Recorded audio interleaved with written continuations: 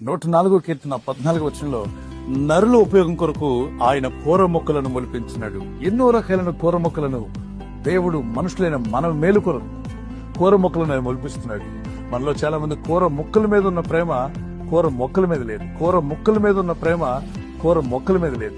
పలు విధాలైనటువంటి కూర మొక్కలు మీకు తెలుసు. తోటకూర, పాలకూర, పొనగంటి కూర, బచ్చల కూర, గోంగూర, ఎన్ని రకాల కూరలు ఉన్నాయి.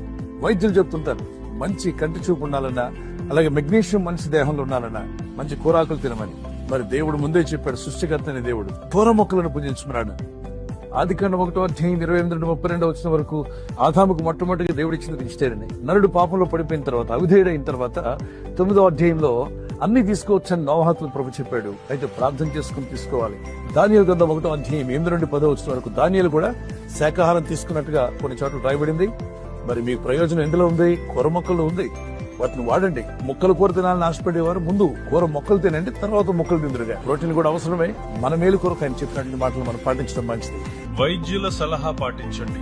షుగర్ పేషెంట్స్ తీసుకునే ఆహారంలో కూరగాయలు చాలా ఇంపార్టెంట్ న్యూట్రియంట్ వాల్యూ ఉంటుంది. మన హెల్దీ ప్లేట్ లో 50% వరకు వెజిటబుల్స్ ఉంటే చాలా మంచిది. ఎందుకంటే ఆకుకూరలు, కూరగాయల్లో విటమిన్ బి, సి, కే వల్ల వాళ్ళకి న్యూరోపతి, కంటి సమస్యలు కూడా రాకుండా ఉంటాయి. Sugar patient